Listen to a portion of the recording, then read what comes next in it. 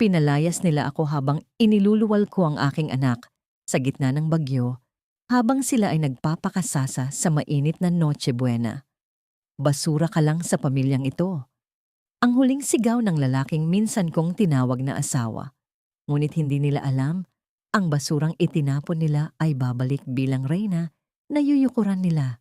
Mula sa putik ng kaawa-awang nakaraan, babangon ako. Ngunit sapat ba ang paghihiganti upang hilumin ang nagkapira-pirasong puso? Pinalayas nila ako habang iniluluwal ko ang aking anak sa gitna ng bagyo, habang sila ay nagpapakasasa sa mainit na Noche Buena. Basura ka lang, ang huling sigaw ng asawa ko.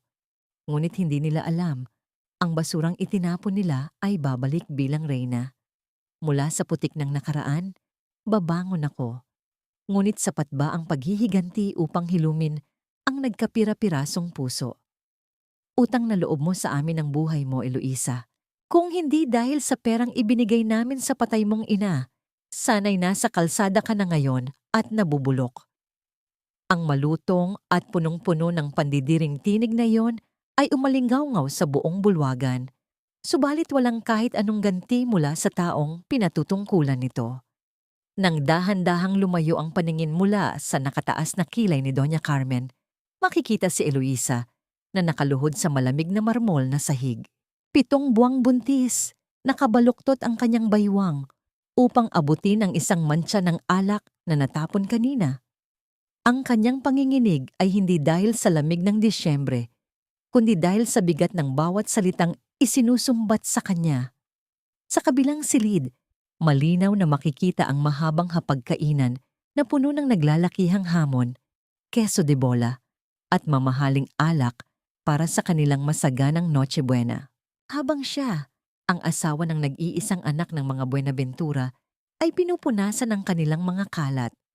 Bago pa man siya makasagot, bumukas ang malaking pintuan at pumasok ang kanyang asawang si Marco. Akay-akay ang isang babaeng nakasuot ng kumikinang na pulang damit, si Stella. Walang anumang pag-aalinlangan sa mga mata ni Marco nang dumaan ito sa harapan ng kanyang asawang nakaluhod. Sa halip na tulungan siyang bumangon, tiningnan lamang siya nito mula ulo hanggang paa. Nakakasuka na ang amoy mo, Eloisa. Puro ka sibuyas, mantika at pawis. Wika ni Marco habang mahigpit na nakahawak sa baywang ng kanyang kabit. Umalis ka na sa paningin ko, pinandidirian kita. Hindi ko na kayang huminga sa iisang bahay kasama ka. Sa mga salitang yon, tila may isang malamig na kamay na dumukot sa puso ni Eloisa. Ang hawak niyang basahan ay dahan-dahang bumagsak, pabalik sa timba ng sabong tubig, lumikha ng maliliit na alon na tulad ng pagguho ng kanyang buong mundo. Walang luhang pumatak mula sa kanyang mga mata, sapagkat ang labis na sakit ay hindi kayang ilarawan ng pag-iyak. Tanging ang matinding paninikip ng kanyang lalamunan at ang pangingimay ng kanyang mga daliri ang naramdaman niya. Ang mga pamilyar na pader ng mansyong yon, ang mga litrato sa dingding na minsan niyang inalagaan, ay tila naging mga matatalim na halimaw na handa siyang lamunin. Hinawakan ni Doña Carmen ang braso ni Eloisa at walang awang hinila ang buntis na babae patungo sa labas ng bahay. Ang malakas na buhos ng ulan ay agad na sumalubong sa kanila. Bumabasa sa manipis na duster ni Eloisa. Isang lumang bag ang inihagis ng matanda sa putikan, kung saan naglalaman ito ng iilang maliliit na damit na matiyagang tinahi ni Eloisa para sa kanyang isisilang na sanggol. Huwag na huwag ka nang babalik dito dahil simula ngayon, si Stella na ang ituturing kong manugang, mariing utos ng matanda bago isinara ang mataas na gate na bakal. Naiwang mag-isa si Eloisa sa gitna ng walang awang unos. Yakap-yakap ang kanyang malaking tiyan. Nanginginig ang buong katawan niya sa pinaghalong lamig at takot. Ang masayang halakhakan at tugtugin mula sa loob ng mansyon ay tila mga patalim na paulit-ulit na sumusugat sa kanyang pagkatao. Sa tulong ng mahinang liwanag mula sa poste ng ilaw, nanginginig ang kanyang mga daliri habang pinupulot ang isang maliit at maruming medyas ng sanggol mula sa putikan. Pilit niya itong pinapagpag kahit basang-basa na ng ulan at luha ang kanyang mga kamay. Pilit isinisiksik sa kanyang dibdib na parang iyon na lamang ang tanging kayamanan niya sa mundo. Sa hindi kalayuan, sa ilalim ng anino ng isang malaking puno, isang lalaking nakasuot ng madilim na kasuotan at may hawak na malaking payong ang tahimik na nakamasid sa gate ng mansyon. Walang nakapansin sa kanyang presensya, maging si Eloisa na tuluyan ng nilamon ng kanyang kalungkutan. Biglang sumikip ang tiyan ni Eloisa.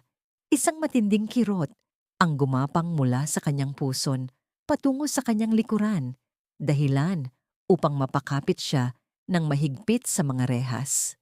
May umagos na mainit na likido sa kanyang mga binti, unti-unting humahalo sa malamig na tubig baha sa kalsada. Napapikit siya habang ang kanyang paningin ay nagsisimulang magdilim at ang huling panalangin umusbong sa kanyang isipan bago siya tuluyang mawala ng malay ay isang desperadong pagsusumamo. Diyos ko, iligtas mo ang anak ko. Handa akong ibigay ang lahat, mabuhay lamang siya.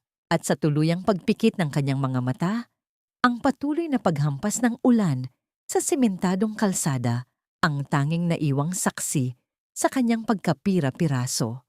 Sa gitna ng kadilimang tila lalamon sa kanyang hininga, naramdaman ni Eloisa ang pag-angat ng kanyang katawan mula sa malamig at basang semento. Hindi na ang hagupit ng ulan ang nananaig sa kanyang balat, kundi ang isang kakaibang init na nagmumula sa mga bisig na bumuhat sa kanya. Ang bawat hakbang ng lalaking estranghero ay matatag, tila isang pader na humaharang sa anumang panganib. "Huwag kang bibitaw, miss. I'm here. Dinala kita sa pinakamalapit na ospital.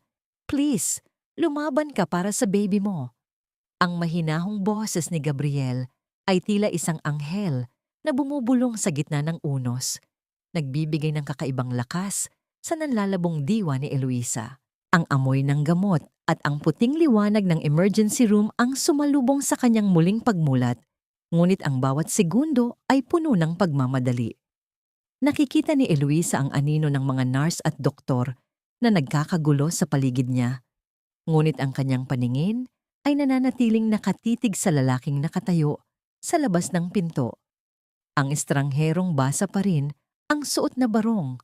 Ang mukha ay bakas, ang matinding pag-aalala para sa isang taong hindi naman niya kilala. Doon, sa gitna ng matinding kirot at paghihirap, isinilang ang isang maliit na sanggol. Walang malakas na tinig ang narinig sa simula. Tanging ang mabilis na pagtibok ng puso ni Eloisa na tila gustong kumawala sa kanyang dibdib sa takot. Nang sa wakas ay marinig ang isang mahinang iyak na tila isang marupok na himig ng tagumpay, ay doon lamang nakahinga ng maluwag ang lahat. Isang maliit na batang babae, si Maya, na isinilang ng mas maaga sa takdang panahon, ngunit may taglay na pagnanais na mabuhay. Lumipas ang mga oras at ang katahimikan ng gabi ay binalot ng init ng pag-aalaga ni Gabriel. Habang mahimbing na natutulog si Eloisa dahil sa labis na pagkapagod, tahimik na binayaran ng lalaki ang lahat ng bayarin sa ospital ng walang pag-aalinlangan. Pinagmasdan niya ang mukha ng dalaga, ang mga bakas ng luha na natuyo na sa pisngi nito, at ang mga kamay na kahit sa pagtulog ay tila naghahanap ng mapoprotektahan. Nang magising si Eloisa, ang unang nakita niya ay ang malambot na ngiti ni Gabriel habang iniabot ang isang mangkok ng mainit na sabaw. "Uminom ka muna nito. Kailangan mo ng lakas. I'm Gabriel, by the way. Don't worry. Safe ka rito." Ang wika ng lalaki habang dahan-dahang inilalapag ang pagkain sa bedside table. Ang bawat kilos niya ay puno ng paggalang, ni hindi niya hinayaang madampi ang kanyang balat sa dalaga upang hindi ito mabahala. Napansin ni Gabriel ang mabilis na pag-atras ni Eloisa nang subukan niyang ayusin ang kumot nito. Isang reflex ng isang taong nasanay na ang bawat paglapit ay may kaakibat na pananakit. Sa halip na magpumilit, tumayo lamang si Gabriel at binigyan siya ng espasyo. Ang kanyang mga mata ay nagsasabing wala siyang masamang hangarin. Nang magkaroon ng pagkakataon, Dahan-dahang naglakad si Eloisa patungo sa silid kung saan naroon ang incubator ni Maya. Sa tapat ng salamin, pinagmasdan niya ang kanyang anak. Napakaliit, napakarupok. May mga tubong nakakabit sa katawan, ngunit patuloy na humihinga.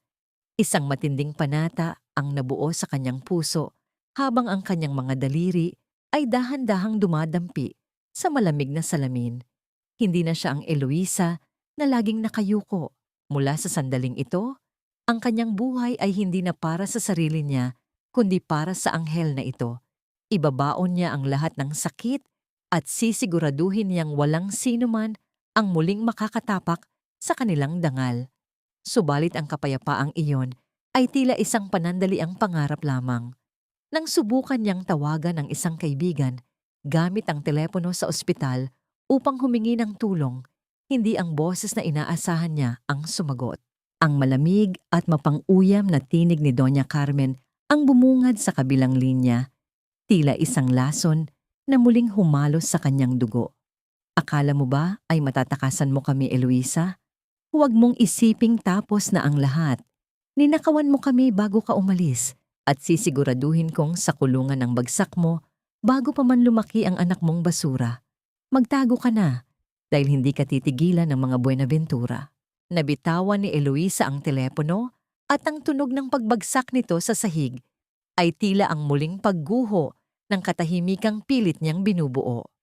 Ang panginginig ng kanyang buong katawan ay muling bumalik, hindi dahil sa takot para sa sarili, kundi dahil sa panganib na nagbabantay sa kanyang anak na nasa loob ng incubator. 3 taon ang mabilis na lumipas, tila mga dahong tinatangay ng hangin sa gitna ng pagbabago ng panahon. Ang init ng sikat ng araw sa isang maliit na kalsada sa labas ng Maynila ay tila walang awa, ngunit para kay Eloisa, ito ang kanyang naging kanlungan at saksi sa kanyang muling pagkabuo. Ang dating mapuputi at malalambot niyang mga kamay ay nabalutan na ng mga kalyo, mga marka ng dangal mula sa pagmamasa ng kwarta at pagbibitbit ng mabibigat na tray ng tinapay. Karga-karga niya sa kanyang likuran si Maya, na ngayon ay isang masiglang bata na may mga matang tila bituin sa gabi, habang inilalako ang mga bagong lutong pandesal sa bawat kanto. Ang halimuyak ng trigo at ang amoy ng kanyang sariling pawis ang naging bagong pabango ni Eloisa. Isang amoy na mas mabango pa sa anumang mamahaling tatak dahil ito ay amoy ng kalayaan. Sa bawat dapit hapon, bago pa man magpahinga ang araw sa likod ng mga ulap, isang pamilyar na anino ang laging dumarating. Si Gabriel ay naging isang matatag na haligi sa buhay ni Eloisa, bagaman nananatili siyang tahimik at laging may distansya. Ang kanyang pagdating ay tila isang ritual na hindi kailanman nababali. Bibili siya ng isang supot ng tinapay, magbibigay ng sapat na bayad, at titingnan si Eloisa ng may malalim na paghanga na hindi kailanman humihingi ng kapalit. Sa mga simpleng pagkakataong yon, ang katahimikan sa pagitan nila ay puno ng mga salitang hindi kayang bigkasin, isang pagkilala sa sakit ng nakaraan at isang pangako ng proteksyon sa kasalukuyan. Dahil sa pagsusumikap ni Eloisa at sa hindi direktang tulong ni Gabriel, na ginamit ang kanyang husay sa arkitektura upang magdisenyo ng isang maliit ngunit eleganteng pwesto, sa wakas ay nagbukas ang kanilang munting panaderya. Ang bawat kahoy na ginamit, ang bawat pintura sa pader, ay simbolo ng bawat luhang natuyo na sa pisngi ni Eloisa. Sa unang araw ng kanilang pagbubukas, habang ang paligid ay puno ng usok mula sa oven at ang ingay ng mga mamimili ay tila isang musika sa pandinig, nagkaroon sila ng isang sandaling tila huminto ang mundo. Abala si Eloisa sa paglilipat ng harina ng dambuhalaan nang biglang lumapit si Gabriel upang tumulong. Sa hindi inaasahang pagkakataon, nagkasalubong ang kanilang mga kamay sa ibabaw ng sako. Ang init ng balat ni Gabriel laban sa kalyadong palad ni Eloisa ay nagdulot ng isang mabilis, ngunit nakakapasong kuryente na gumapang sa buong katawan ng dalaga. Sandaling napatigil ang kanilang mga hininga Ang mga mata ni Gabriel ay tila nagtatanong kung maaari na ba siyang lumapit ng higit pa sa isang kaibigan, habang ang mga mata naman ni Eloisa ay bakas ang pag-aalinlangan, ngunit may kasamang matinding pagnanais na magtiwala muli. Isang matamis na ngiti ang sumilay sa labi ni Eloisa nang mapansin ni Gabriel ang dumi ng harina sa pisngi ni Maya na noon ay naglalaro sa isang sulok. Dahan-dahang itinaas ni Gabriel ang kanyang kamay. Ang kanyang hinlalaki ay banayad na dumaan sa pisngi ng bata upang alisin ang puting mantsa. Ang simpleng kilos na yon ay tila isang haplos sa puso ni Eloisa, isang pagpapatunay na ang pag-ibig ay hindi lamang tungkol sa dalawang tao, kundi sa pagtanggap sa lahat ng bahagi ng kanilang buhay. Sa sandaling iyon, ang pangarap ni Eloisa na magkaroon ng isang tunay na pamilya ay tila hindi na isang malayo at imposibleng bituin.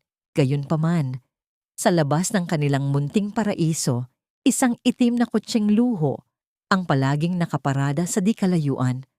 Ang mga bintana nito ay madilim at hindi nagpapakita kung sino ang nasa loob. Ang presensya ng kotseng yon ay tila isang masamang pangitain na nagbabantay sa bawat galaw ni Eloisa.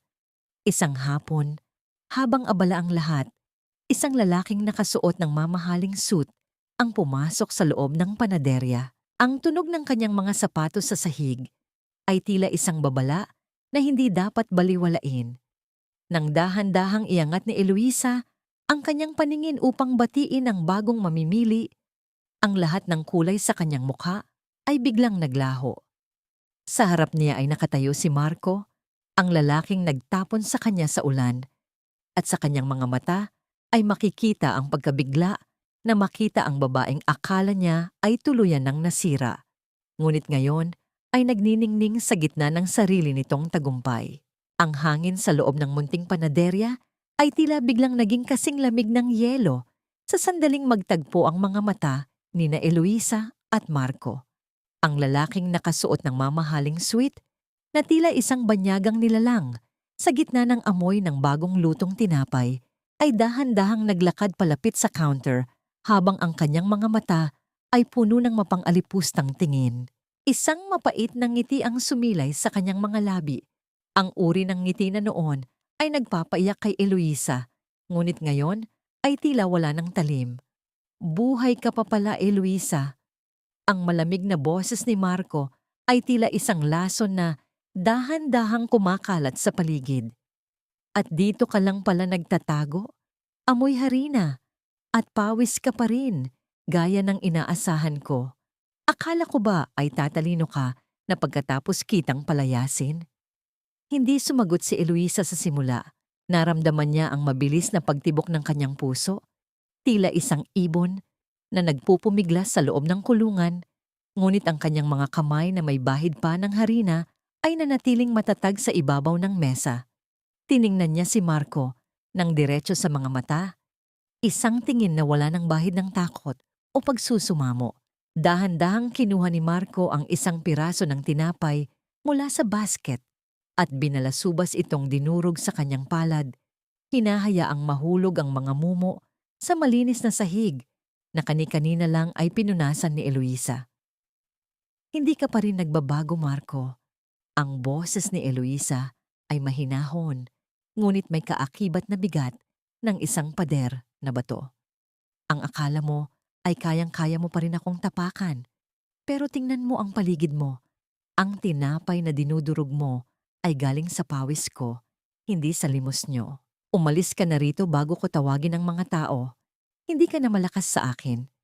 Nang subukan ni Marco na abutin ang cash register upang ipakita ang kanyang kapangyarihan, mabilis na kinuha ni Eloisa ang isang mahabang walis at hinarang ang daan nito. Walang alinlangan sa kanyang bawat kilos. Ang dating Eloisa na luluha at magmamakaawa ay wala na roon. Sa bawat hakbang niya palapit kay Marco, tila ba ang bawat sakit ng nakaraan ay naging enerhiya upang itaboy ang lalaking ito palabas ng kanyang munting kaharian. Napilitang umatras si Marco, ang kanyang mukha ay namumula sa galit at hiyang nararamdaman sa harap ng mga mamimili na nagsisimula ng magbulungan. Sa pagbabalik ni Marco sa kanilang mansyon, ang galit niya ay tila isang apoy na lalong pinatindi ng mapang-uyam na tawa ni Doña Carmen. Ang matandang babae, habang hinahaplos ang kanyang mamahaling alahas, ay nagmungkahi ng isang mas malupit na plano. Gagamitin nila ang titulo ng lupa kung saan nakatayo ang panaderya upang tuluyang durugin ang pag-asa ni Eloisa. Isang masamang balak ang nabuo sa kadiliman ng kanilang sala, isang planong muling gagamit sa konsepto ng utang na loob bilang isang matalim na kutsilyo. Nang dapit hapon na at ang huling mamimili ay nakaalis na, nanlambot ang tuhod ni Eloisa. Ang panginginig ng kanyang katawan na kanina pa niya pinipigilan ay biglang bumuhos. Napaupo siya sa isang sulok, niyayakap ang sarili, habang ang mga alaala ng gabing pinalayas siya sa ulan ay muling nanalasa sa kanyang gunita. Doon siya natagpuan ni Gabriel. Walang imik na lumapit ang lalaki. Ang kanyang mga mata ay puno ng pag-unawa at malasakit. Dahan-dahan niyang inilagay ang kanyang mga kamay sa balikat ni Eloisa at marahang iniyuko ang ulo ng dalaga upang sumandal sa kanyang dibdib. Sa init ng yakap ni Gabriel, tila ba ang bawat piraso ng nadurog na puso ni Eloisa ay dahan-dahang naglalapit muli. Ang bawat mabigat na hininga ni Gabriel sa itaas ng kanyang ulo ay nagbibigay ng mensahe ng kaligtasan. Nandito ako, Eloisa. Hindi ko hahayaang saktan kanilang muli. Ang bulong ni Gabriel na tila isang haplos sa kaluluwa ng dalaga. Sa sandaling iyon, ang pakiramdam ng pagiging protektado, ang pakiramdam ng pagiging sapat, ay mas higit pa sa anumang salitang kayang bigkasin. Kinabukasan, pagdating ni Eloisa sa panaderya na may baon pang ngiti mula sa suporta ni Gabriel, ang lahat ng kulay sa mundo ay tila muling naglaho. Ang malinis na salamin ng kanyang tindahan ay basag-basag at sa puting pader ay may mga pulang pintura na tila mga sugat na nakasulat. Ang bawat letra ay naglalaman ng matinding poot na tila sumisigaw sa katahimikan ng umaga. Magbayad ka ng utang na loob, hampas lupa. Napatakip si Eloisa ng bibig habang ang kanyang mga mata ay naniningkit sa sakit. Ang tanong na paulit-ulit na umaalingaw-ngaw sa kanyang isipan ay tila isang matalim na karayom. Hanggang kailan ba siya hahabulin ng kadiliman ng nakaraan bago siya tuluyang makakita ng liwanag? Sa kabila ng mga pulang bakas ng galit na nakapinta sa pader, hindi hinayaan ni Eloisa na muling mamatay ang liwanag sa kanyang mga mata. Sa halip na sumuko sa takot, hinarap niya ang bawat basag na salamin ng may kakaibang katatagan. Mabilis na dumating si Gabriel. Ang kanyang mga kamay ay agad na humawak sa walis at basahan upang tulungan ang dalaga. Walang maraming salita ang namagitan sa kanila. Tanging ang tunog ng kanilang mga paghinga at ang pagkiskis ng walis sa semento ang bumubuo sa musika ng kanilang pagbangon. Sa bawat pagpunas ni Gabriel sa dumi, tila ba dahan-dahan din niyang binubura ang bigat sa balikat ni Eloisa. Habang patuloy ang kanilang paglilinis, sa ilalim ng biglaang pagbuhos ng ulan, isang matandang lalaki na may tindig ng isang hari ang dahan-dahang pumasok sa loob ng panaderya upang sumilong. Si Don Alejandro ay tila isang banyagang anino sa munting tindahang yon. Ngunit ang kanyang mga mata ay puno ng isang kalungkutangang tila matagal nang naghahanap ng kasagutan. Kahit abala at pagod, hindi nakakalimot si Eloisa sa kanyang kabutihang loal. Inalok niya ang matanda ng isang silya at isang baso ng mainit na tubig bago iniabot ang kanyang huling espesyal na ensaymada. Pasensya na po kayo sa gulo, sir. Pinapaayos lang po namin ang paligid. Ang mahinhin na wika ni Eloisa habang iniaabot ang tinapay na may maingat na pag-aalaga. Nang matikman ni Don Alejandro ang ensaymada, tila ba huminto ang pag-ikot ng mundo para sa kanya. Ang bawat kagat ay puno ng tamis at lambot na tila isang lihim na mensahe mula sa nakaraan. Ang lasang yon, ang partikular na timpla ng mantikilya at asukal, ay kopyang-kopya ng timplang tanging ang kanyang namatay na anak na babae lamang ang nakakagawa. Naramdaman ng bilyonaryo ang panunubig ng kanyang mga mata. isang panginginig sa kanyang mga labi na hindi niya kayang pigilan. Tumingala siya kay Eloisa at doon, sa ilalim ng liwanag ng isang simpleng bumbilya, napansin niya ang isang pilak na kwintas na nakasabit sa leeg ng dalaga. Ang pendant na hugis ng isang maliit na ibon ay kumikinang. Ang mismong kwintas na huling nakita niyang suot ng kanyang anak, 30 taon na ang nakakalipas. Nanginginig ang tinig ni Don Alejandro nang magtanong siya tungkol sa pinagmulan ng alahas na yon. Ang inosenteng sagot ni Eloisa na ito ay ang tanging alaala na iniwan sa kanya ng kanyang ina bago ito pumanaw, ay tila isang kidlat na tumama sa puso ng matanda. Pinagmasdan niya ang bawat anggulo ng mukha ni Eloisa, ang hugis ng mga mata, ang kurba ng labi, at ang tatag ng disposisyon na tila ba isang replika ng babaeng matagal na niyang pinaghahanap. Sa sandaling iyon, ang hinala ay naging isang matinding pag-asa. Pag-alis ni Don Alejandro, ang kanyang unang utos sa kanyang mga tauhan ay hindi tungkol sa negosyo, kundi ang makuha ang anumang bakas ng DNA ni Eloisa sa basong iniwan nito, isang lihim na imbestigasyon na magpapabago sa lahat. Subalit habang ang tadhana ay nagsisimulang maghabi ng isang bagong kabanata, ang kadiliman ay muling kumatok sa pintuan ni na Eloisa. Isang tawag ang natanggap ni Gabriel mula sa bangko na nagpabago sa daloy ng kanyang dugo. Ang lupa kung saan nakatayo ang munting panaderya, ang tanging pangarap na pinaghirapan ni Eloisa, ay binili na ng mga Buenaventura. Sa kabilang dako ng telepono, tila naririnig ni Gabriel ang mapang-uyam na tawa ni Doña Carmen habang ipinaplano ang pagdating ng mga bulldozer upang tuluyang patagin ang lahat ng pinaghirapan ni Eloisa. Tiningnan ni Gabriel si Eloisa na noon ay masayang nakikipaglaro kay Baby Maya. Walang malay sa panganib na paparating. Ang bawat halakhak ng bata ay tila isang tinik sa puso ni Gabriel. Paano niya sasabihin sa babaeng nagsisimula pa lamang, gumaling na ang mga taong sumira sa kanya noon, ay muling naririto upang tuluya siyang ibaon sa limot. Ang tunog ng pag-iyak ni Maya dahil sa biglaang pagdaan ng isang malaking truck sa labas ay tila isang babala na ang kapayapaang tinatamasa nila ay isang marupok na salamin na anumang oras ay maaari nang mabasag ng tuluyan. Ang matinding sikat ng araw sa katanghalian ay tila naging isang malupit na saksi sa muling pagdating ng kadiliman sa pintuan ng munting panaderya. Ang matinding dagundong ng malalaking makina ng bulldozer ay nagdulot ng panginginig sa lupa. Tila ba pati ang semento ay natatakot sa paparating na pagkawasak. Sa gitna ng alikabok at ingay, nakatayo si Doña Carmen na may hawak na isang asul na folder. Ang kanyang mukha ay puno ng tagumpay na tila ba isang reynang nakamit ang kanyang pinakaaasam na gantimpala. Umalis na kayo riyan. Akin na ang lupang ito, Eloisa. Wala ka ng karapatang manatili sa isang lugar na hindi para sa mga katulad mong hampas lupa. Ang boses ng matanda ay tila matatalim na bubog na humihiwa sa katahimikan ng kalsada. Nanginginig ang mga kamay ni Eloisa habang mahigpit niyang niyayakap si Baby Maya. Hinarangan sila ni Gabriel.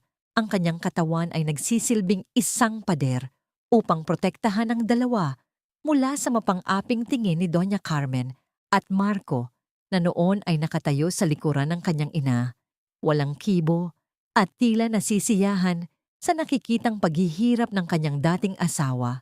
Ngunit bago pa man madampi ng bakal ng makina ang pader ng panaderya, isang mahabang hanay ng mga itim na sasakyang luho ang dahan-dahang huminto sa tapat ng gusali. Ang bawat paghinto ng gulong sa aspalto ay nagdala ng isang kakaibang aura ng kapangyarihan na nagpatahimik sa lahat, maging sa mga operator ng bulldozer. Bumukas ang pinto ng pinakamarangyang sasakyan at lumabas si Don Alejandro. Hindi na siya ang matandang estrangherong humingi ng masisilungan. Siya na ngayon ang makapangyarihang bilyonaryo na kinatatakutan ng lahat sa mundo ng negosyo. Kasunod niya ang isang pangkat ng mga abogadong nakasuot ng itim na suit, may dalang mga dokumentong mas mabigat pa sa hawak ni Doña Carmen. Sa isang hudyat ng kamay ni Don Alejandro, tila tumigil ang buong mundo. Lumakad siya ng matatag patungo sa kinaroroonan ni na Eloisa. Ang kanyang mga mata ay nakatuon lamang sa dalaga. Ilabas ang resulta. Ang maikli, ngunit makapangyarihang utos ni Don Alejandro. Ang isa sa kanyang mga abogado ay lumapit at inabot ang isang puting sobre. Sa harap ni na Doña Carmen at Marco, na noon ay nagsisimula ng mamutla. Binasa ni Don Alejandro ang nakasulat sa papel. Ang pagsusuri sa DNA ay positibo.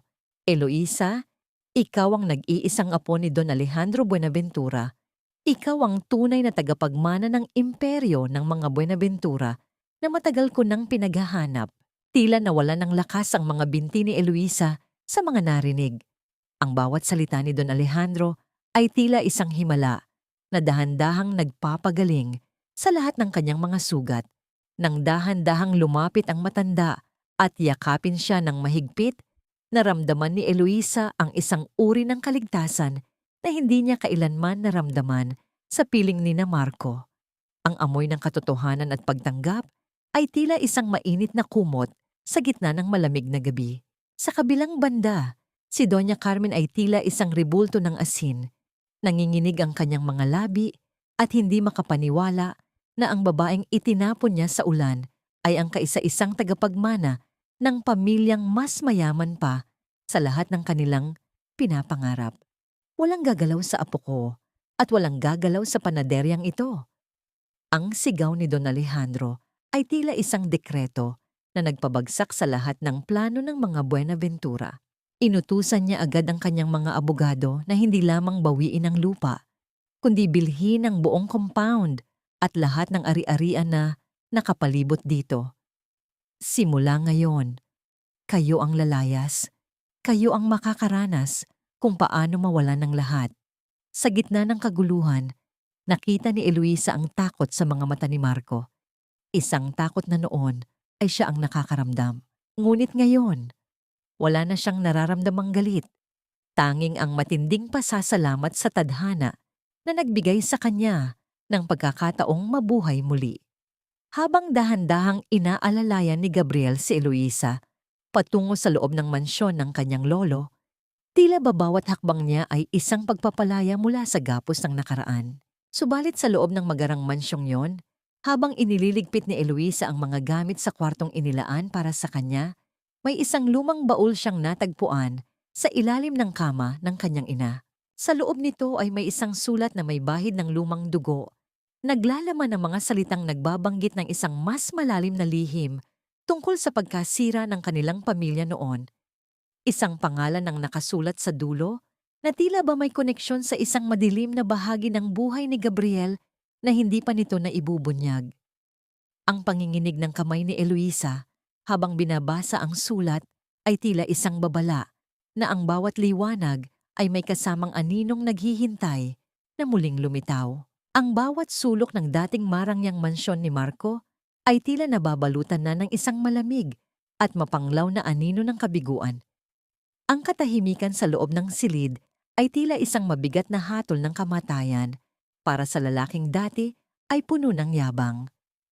Sa harap ng isang bukas at bakanting vault, nakatitig si Marco habang ang kanyang mga kamay ay nanginginig sa matinding takot. Wala na ang mga bundle ng pera, wala na ang mga titulo, at higit sa lahat, wala na si Stella.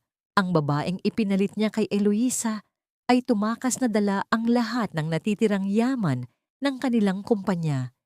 Iniiwan siyang baon sa utang at nahaharap sa madilim na rehas ng kulungan. Sa kabilang silid, si Doña Carmen ay tila isang baliw na pilit na kinukuskus ang kanyang mga mamahaling alahas sa ibabaw ng lamesa. Ngunit sa ilalim ng liwanag ng bumbilya, ang mga batong dati ay nagniningning ay tila nawalan na ng buhay. Ang mapait na katotohanan ay dahan-dahang gumagapang sa kanyang sistema. Karamihan sa mga alahas na binili niya gamit ang perang ninakaw niya noon kay Eloisa ay peke pala. Ang tunog ng pagbagsak ng isang imitasyong kwintas sa sahig ay tila ang tunog ng pagguho ng kanyang buong pagkatao. Wala siyang maiiyak na luha, Tanging ang matinding pagsisisi na nahaluan ng puot ang nanunuot sa kanyang dibdib. Marco, kailangan nating kumilos. Hindi pwedeng ganito na lang tayo.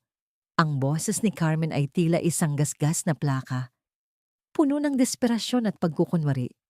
Kailangan nating pumunta kay Eloisa. Alam kong mabait ang babaeng yon. Isang iyak mo lang, isang paghingi mo lang ng tawad, bibigay iyon. We need to use Maya. She won't let her child's father rot in jail. Magkunwari tayong nagsisisi. And then everything will go back to normal. Habang ang mag-ina ay nagluluto ng kanilang huling lason ng gaslighting, sa kabilang bahagi ng lungsod, sa loob ng palasyo ni Don Alejandro, isang bagong Eloisa ang dahan-dahang isinisilang. Nakaupo siya sa harap ng isang malawak na lamesang gawa sa mahogany. Ang kanyang mga mata ay nakatuon sa mga financial reports na nagpapakita ng unti-unting pagbagsak ng kumpanya ni Marco. Hindi na siya ang babaeng nakayuko. Ang kanyang tindig ay puno na ng dignidad at kapangyarihan. Sa tabi niya ay nakatayo si Gabriel. Ang kanyang presensya ay tila isang matatag na pundasyon na nagbibigay ng lakas sa bawat desisyon ni Eloisa. Dahan-dahang ipinatong ni Gabriel ang kanyang kamay sa ibabaw ng balikat ni Eloisa, isang haplos na puno ng paggalang at pag-unawa. Naramdaman ni Eloisa ang init na nagmumula sa palad ng lalaki. Isang init na tila dahan-dahang nagtutunaw sa mga huling bakas ng yelo sa kanyang puso. You're doing great, Eloisa. Don't let their ghost haunt you anymore. Hawak mo na ang kanilang kapalaran. Ang bulong ni Gabriel na tila isang musika sa pandinig ng dalaga. Tumingala si Eloisa at sa unang pagkakataon, nakita niya ang isang kinabukasan na wala ng bahid ng takot, tanging ang liwanag ng katarungan ang nananaig.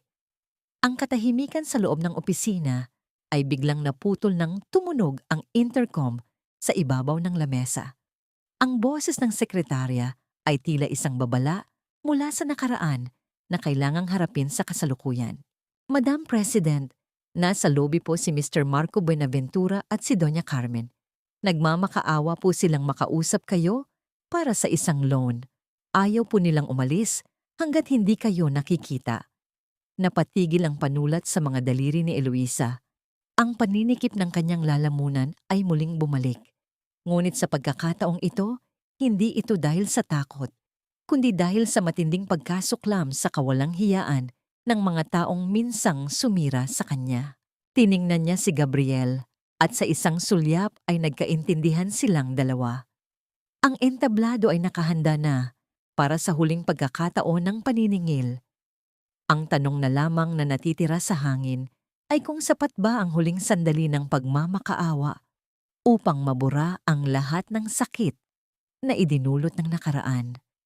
Ang bawat sulok ng dating marangyang mansyon ni Marco ay tila nababalutan na ng isang malamig at mapanglaw na anino ng kabiguan.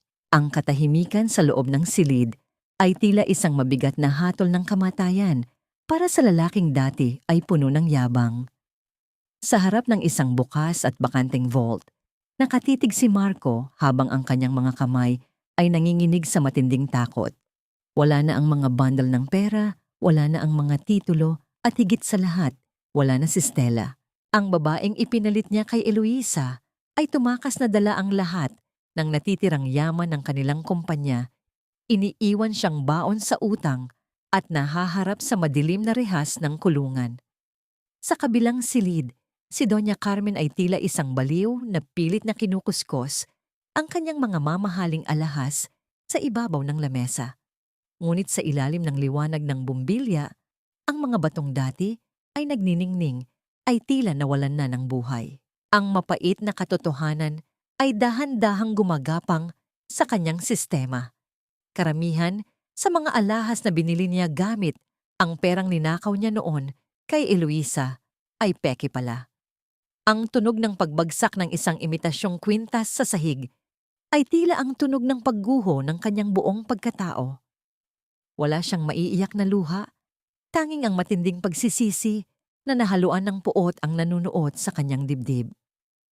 Marco, kailangan nating kumilos. Hindi pwedeng ganito na lang tayo. Ang boses ni Carmen ay tila isang gasgas na plaka, puno ng desperasyon at pagkukunwari. Kailangan nating pumunta kay Eloisa. Alam kong mabait ang babaeng yon. Isang iyak mo lang, isang paghingi mo lang ng tawad. Bibigay iyon. We need to use Maya. She won't let her child's father rot in jail.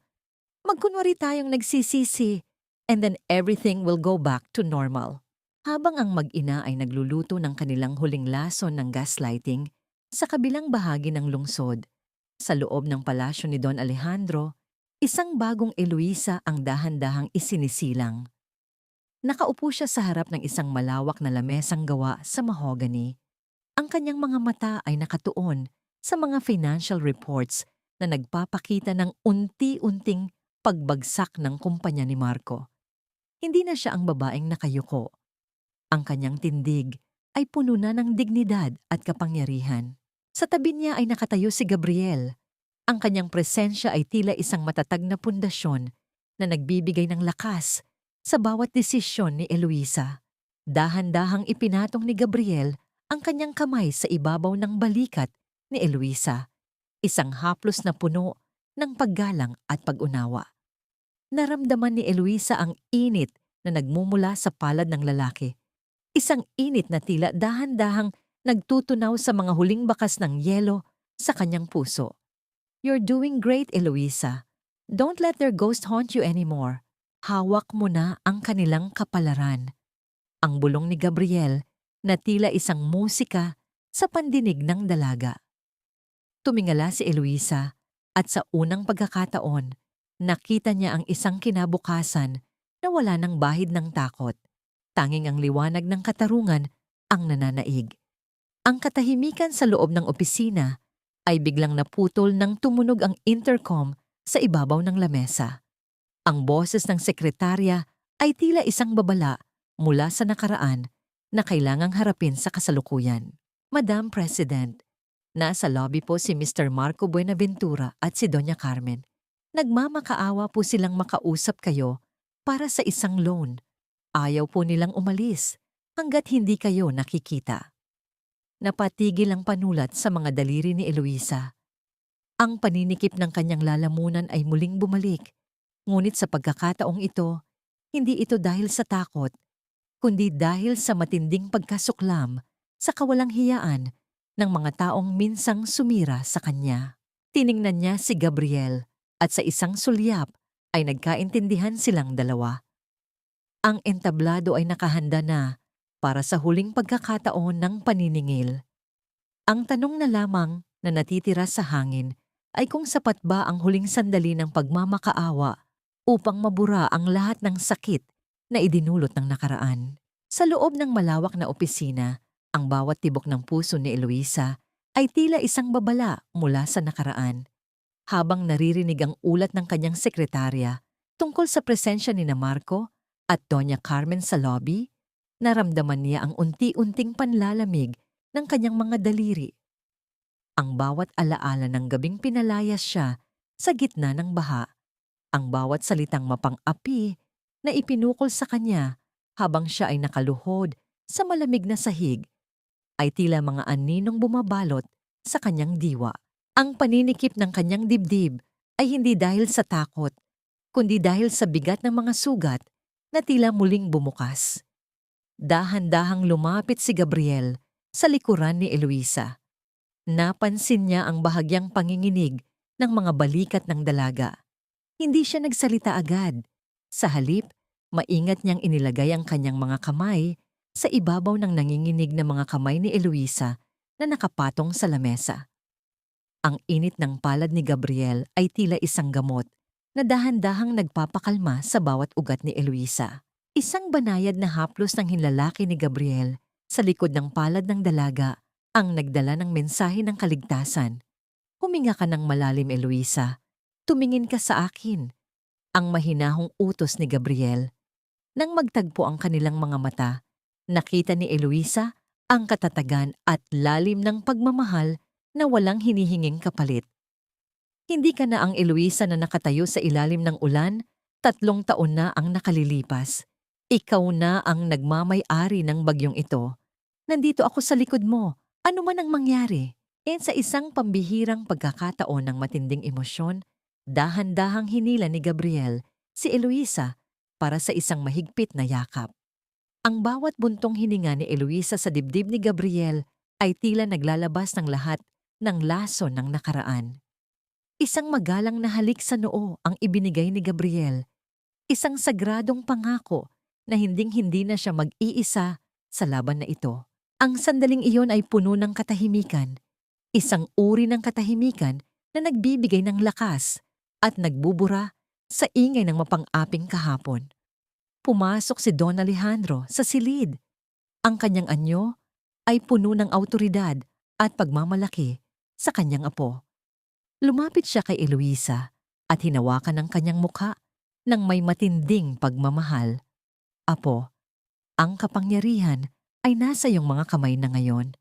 Hindi kita bibigyan ng utos kung paano mo sila haharapin. Gusto kong ikaw ang magdesisyon. Justice or mercy, it is your choice. Pero tandaan mo, ang pamilyang Buenaventura ay hindi kailanman lumuluhod sa mga taong walang dangal. Tumayo si Eloisa ng may bagong determinasyon. Isinusuot niya ang isang eleganteng puting suit, isang kulay na sumisimbolo sa kalinisan ng kanyang puso, ngunit may talim ng isang matatag na pinuno. Sa harap ng salamin, hindi na niya nakikita ang basang-basang babae na may dalang basahan. Nakikita na niya ang isang reynang handang bawiin ang lahat. Wala nang luhang pumatak. Tanging ang ningning ng katarungan ang nananatili sa kanyang mga mata. Bago lumabas ng silid, inayos niya ang isang maliit na pin sa kanyang kwelyo na hugis ng isang pirasong tinapay, ang paalala na ang kanyang tagumpay ay galing sa sarili niyang pawis. Inabot ni Gabriel kay Eloisa ang isang pulang folder na kanina pa nito hawak. Ito ang huling baraha mo, Eloisa. Gamitin mo ito kapag naramdaman mong sinusubukan nilang pasukin ang iyong puso gamit ang kanilang mga kasinungalingan. Ang tunog ng bawat hakbang ng takong ni Eloisa sa mahabang hallway patungo sa boardroom ay tila isang dekreto ng kamatayan para sa mga naghihintay sa loob. Sa bawat paglapit niya sa malaking pinto, ang hangin ay tila nagiging mas mabigat. Huminto siya sa tapat ng pinto, humugot ng malalim na hininga at tiningnan ang gwardiya. Pagbuksan niyo sila ng pinto, hayaan niyong makita nila kung sino ang luluhuran nila ngayon. Ang malamig at kalmadong utos ni Eloisa. Habang dahan-dahang bumubukas ang pintuan, ang liwanag mula sa loob ng boardroom ay tila lumalamon sa kadiliman ng lobby kung saan nakatayo ang dalawang taong minsang itinuring siyang basura. Ang tanong na lamang ay kung kaya bang sikmurain ni na Marco at Carmen ang liwanag na nagmumula sa babaeng kanilang nilapastangan. Dahan-dahang bumukas ang malalaking pinto ng boardroom na tila isang dambuhalang bibig na handang lumamon sa sinumang pumasok. Sa loob ng silid, ang hangin ay tila naging kasing bigat ng tingga. Sina Marco at Doña Carmen ay nakatayo sa isang sulok, ang kanilang mga balikat ay nakayuko, at ang kanilang mga mukha ay bakas ang matinding puyat at desperasyon. Hindi sila makatingin ng diretso sa malawak na bintana kung saan nagmumula ang maliwanag na sikat ng araw, na tila ba ang liwanag na yon ay isang parusa para sa kanilang mga itinatagong kasalanan. Pakiusap po, Madam President, maawa kayo sa pamilya namin. Ang boses ni Doña Carmen ay nangangatog, puno ng peking pagsusumamo habang nakatingin sa likuran ng swivel chair na nakaharap sa bintana. Nandito po kami para humingi ng tulong. Ang aming kumpanya, ang aming tahanan, mawawala po ang lahat sa amin kung hindi niyo kami pakikinggan. Isang maikli at malamig na tawa ang sumabog sa katahimikan ng silid. Isang tawang walang bahid ng saya, kundi puno ng pait. Dahan-dahang umikot ang swivel chair. Sa sandaling magtagpo ang kanilang mga mata, ang panga ni Marco ay tila nalaglag sa sahig, at ang lahat ng kulay sa mukha ni Doña Carmen ay biglang naglaho. Tila ba nakakita sila ng isang multo mula sa kanilang madilim na kahapon. Eloisa? Ang mahinang pagbigkas ni Marco sa pangalan ng kanyang dating asawa ay tila isang sumpa na lumabas sa kanyang mga labi. Ang kanyang mga tuhod ay tila nawalan ng lakas at napahawak siya sa sandalan ng silya upang hindi tuluyang bumagsak. Mabilis na nagbago ang anyo ni Doña Carmen. Mula sa pagiging desperada, pilit niyang isinuot ang kanyang maskara ng pagiging mabuting ina na tila ba nakalimutan niya ang lahat ng kanyang ginawa. Eloisa, anak, alam ko na. Sabi ko na nga ba, at hindi mo kami matitiis. Alam mo bang araw-araw kitang ipinagdarasal? Ang ginawa ko noon, yung pagpapaalis ko sa'yo, ginawa ko lang yon para patibayin ka, para matuto kang lumaban sa buhay. Kita mo na, tadhana na ang naglapit sa atin dahil alam ng Diyos na pamilya tayo. Isang ngiting mapait ang sumilay sa mga labi ni Eloisa habang tinitingnan niya ang babaeng minsang tumuring sa kanya na basura. Pamilya? Doña Carmen, ang pamilya ay hindi nagtatapon ng sariling laman at dugo sa gitna ng malakas na bagyo. Ang pamilya ay hindi ninanakawan ang isang ina ng kanyang huling sentimo habang naghihirap ito. Ang pamilya ay hindi nagbubulag-bulagan kapag ang sariling asawa ay may kinalolokohang iba sa harap ng kanyang buntis na kabiyak. Inihagis ni Eloisa ang pulang folder sa ibabaw ng lamesa. Ang tunog ng papel sa mahogany ay tila isang malakas na sampal sa pandinig ng mag-ina. Basahin niyo yan. Lahat ng utang ng kumpanya niyo, lahat ng sangla ng inyong mansyon ay binili ko na. In short, hindi na kayo ang nagmamay-ari ng hininga niyo. Ako na ang may-ari sa inyo. Nanginig ang buong katawan ni Marco. Sa isang biglaang pagkilos ng labis na kaduwagan, dahan-dahan siyang lumuhod sa harap ni Eloisa. Ang kanyang mga kamay ay pilit na inaabot ang laylayan ng damit ng dalaga. Eloisa, please, patawarin mo ako. Nabulag ako noon, pero ikaw pa rin ang mahal ko. I will leave Stella, gagawin ko ang lahat. Basta wag mo lang kaming pabayaan. Let's start over for Maya. Dahan-dahang umatras si Eloisa. Tila ba ang hawak ni Marco ay isang nakakahawang sakit na hindi dapat dumapo sa kanyang malinis na suit. Pinagmasdan niya ang lalaking minsang itinuring niyang mundo at ang tanging naramdaman niya ay matinding awa. Hindi dahil sa hirap nito, kundi dahil sa kawalan nito ng dangal. Huli na ang lahat para sa pagsisisi, Marco.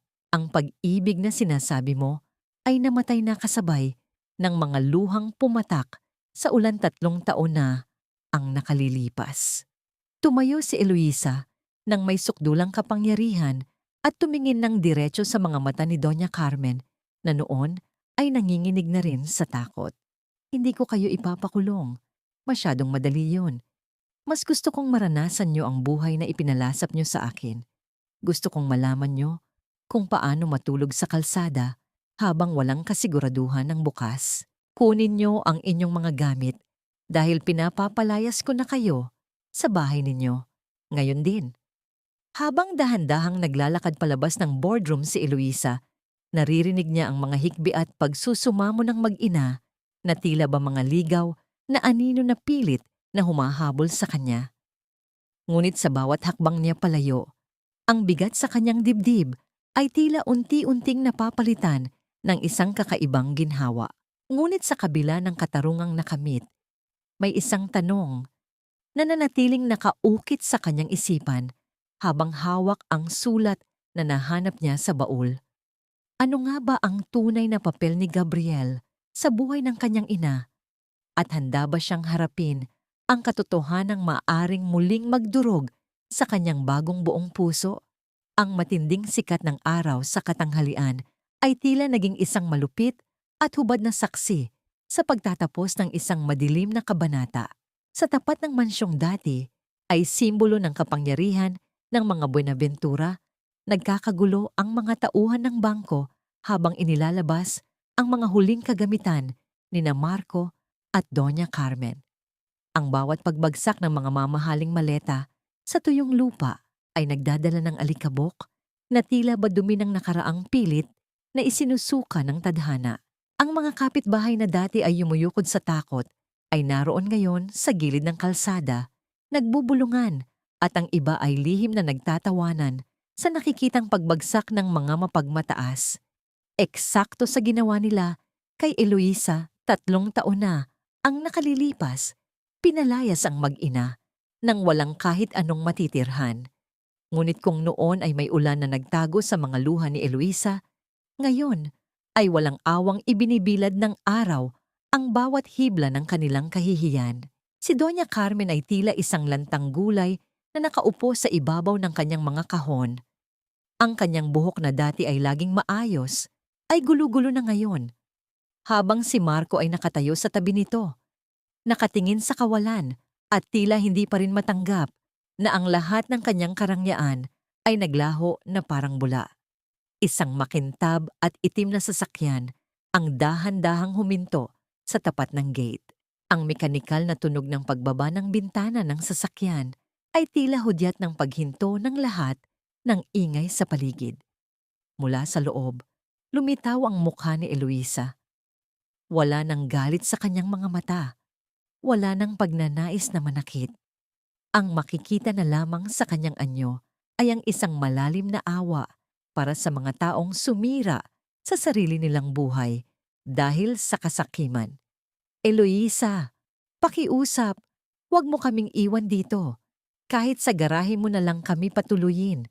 Ang pagsusumamo ni Marco ay tila isang desperadong awit ng isang taong nalulunod. Habang pilit niyang hinahabol ang sasakyan, tumingin ng diretso si Eloisa sa kanila.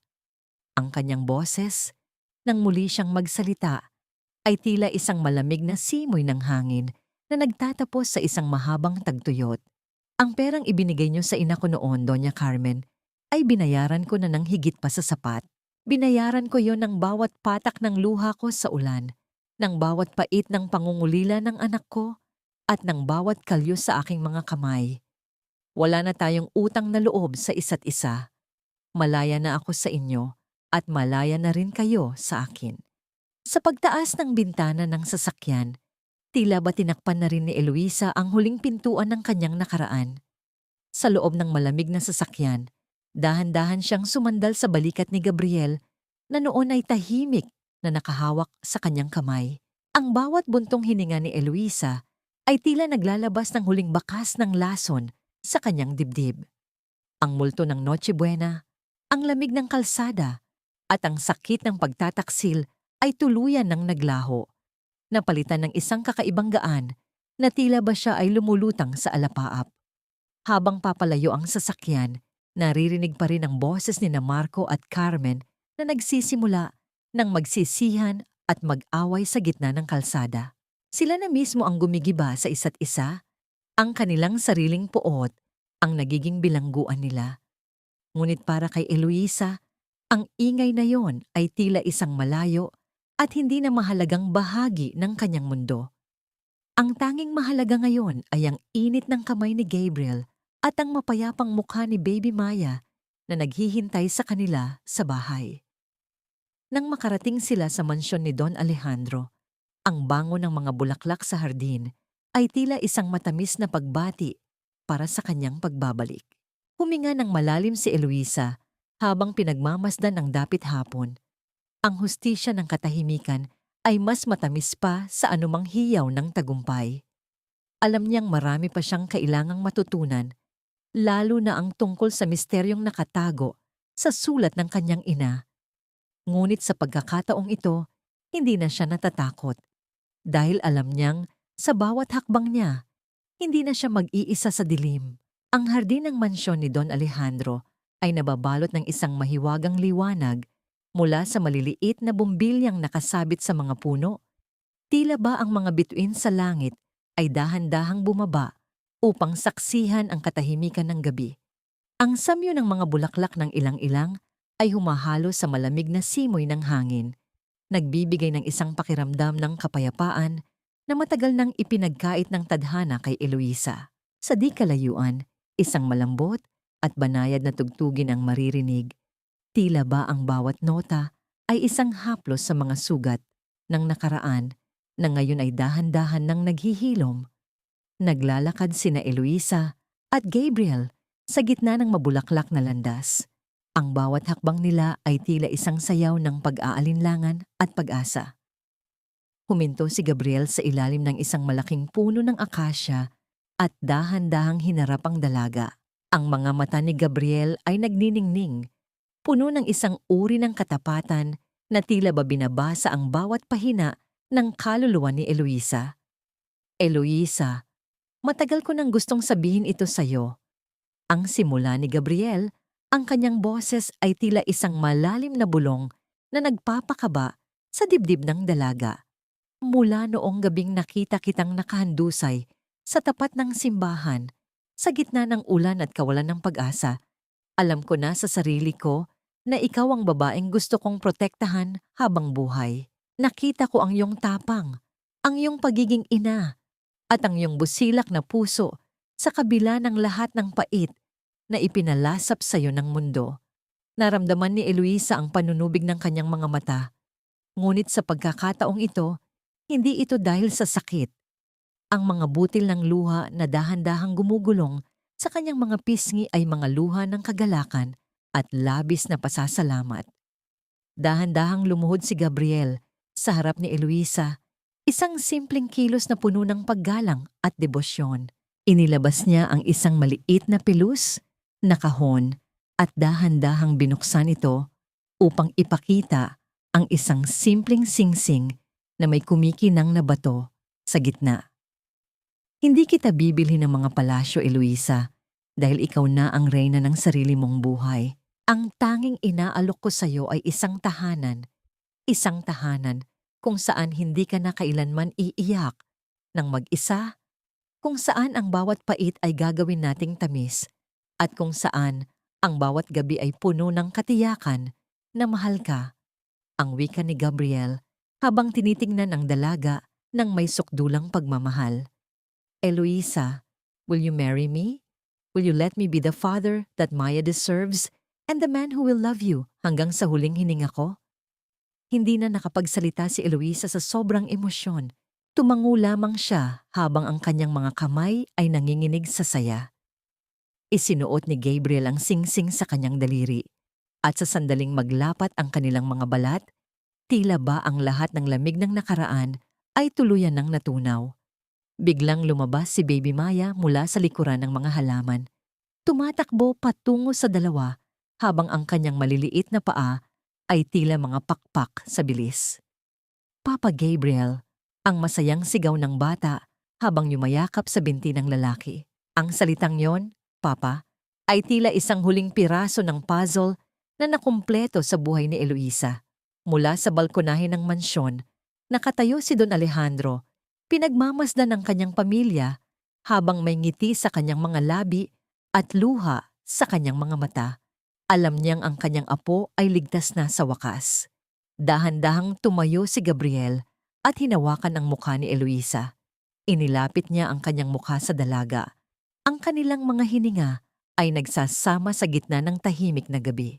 Isang banayad, magalang at puno ng pag-asa na halik ang idinampi ni Gabriel sa mga labi ni Eloisa. Isang halik na nagsisilbing selyo ng kanilang bagong simula. Pagkatapos ay niyakap niya nang mahigpit ang dalaga.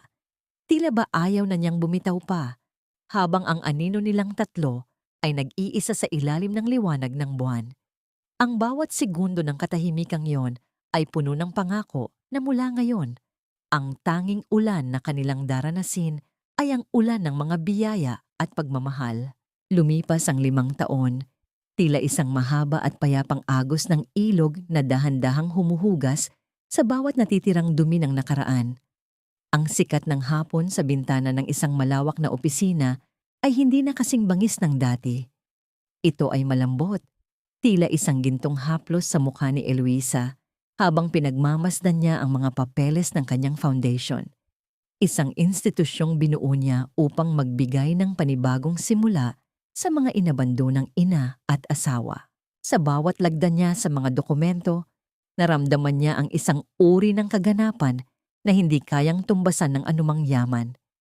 Sa isang maliit at lumang bahay sa malayong probinsya, Makikita ang dalawang anino ng nakaraan.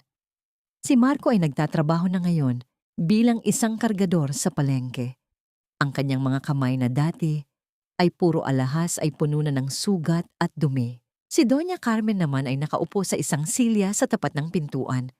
Ang kanyang mga mata ay walang buhay habang hinihintay ang pagdating ng buwan ng kahon ng mga pangunahing pangangailangan, bigas, dilata at gamot na ipinapadala ni Eloisa. Pinatawad na sila ni Eloisa, hindi dahil karapat-dapat sila, kundi dahil ayaw na niyang bitbitin ang bigat ng galit sa kanyang puso. Ngunit ang kapatawarang iyon ay may kaakibat na hangganan. Pinutol na niya ang lahat ng ugnayan at ang distansyang iyon ang nagsisilbing proteksyon para sa kanyang bagong pamilya. Ang kanilang paghihirap ay hindi galing sa kamay ni Eloisa, kundi mula sa mga buto ng kasakimang itinanim nila noon na ngayon ay kanila ng inaani. Sa loob ng mansyon ng mga Buenaventura, ang katahimikan ay madalas na napuputol ng masayang halakhakan ni Maya, na ngayon ay isa ng matalinong bata, at ng isa pang sanggol na karga-karga ni Gabriel. Lumapit si Gabriel kay Eloisa at dahan-dahang ipinatong ang kanyang baba sa balikat ng asawa. Ang init ng kanyang hininga at ang mahigpit na hawak ng kanyang kamay sa baywang ni Eloisa ay nagbibigay ng mensahe ng walang hanggang katiyakan. Iniisip mo na naman ba sila? Ang mahinahong tanong ni Gabriel, ang kanyang boses ay tila isang anghel na nagbabantay sa kapayapaan ng kanilang tahanan. Umiling si Eloisa at dahan-dahang humarap sa asawa. Hindi na, Gabriel. Iniisip ko lang kung gaano kalayo na ang narating natin mula sa gabing yun sa tapat ng simbahan. Salamat dahil hindi ka bumitaw.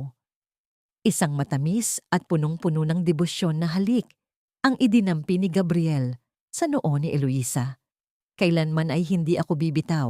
Mahal ko, ikaw ang aking tahanan.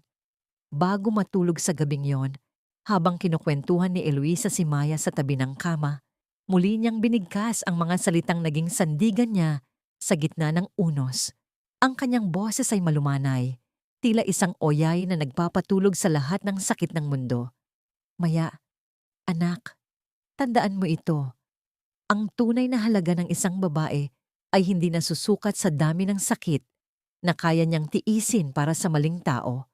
Nasusukat ito sa tapang niyang tumayo mula sa putik, sa lakas niyang iwanan ng dilim, at sa galing niyang bumuo ng sarili niyang liwanag mula sa mga piraso ng kanyang nadurog na puso. Sa pagpatay ng huling ilaw sa silid, ang tanging maririnig ay ang mahinang paghinga ng mga taong nagmamahalan at ang banayad na paghampas ng hangin sa mga puno sa labas. Ang panaderyang nagsimula sa pawis at luha ay isa na ngayong malaking simbolo ng pag-asa para sa marami. Habang pinagmamasdan ni Eloisa ang payapang mukha ni Gabriel sa kanyang tabi, alam niyang sa wakas, ang ulan ay tumigil na. Ang bahaghari ay hindi lamang isang pangako sa langit, kundi isang katotohanang kapiling na niya sa bawat paggising. Sa mundong puno ng pait, natagpuan ni Eloisa ang pinakamatamis na katarungan, ang mabuhay ng may dangal, katarungan at wagas na pag-ibig.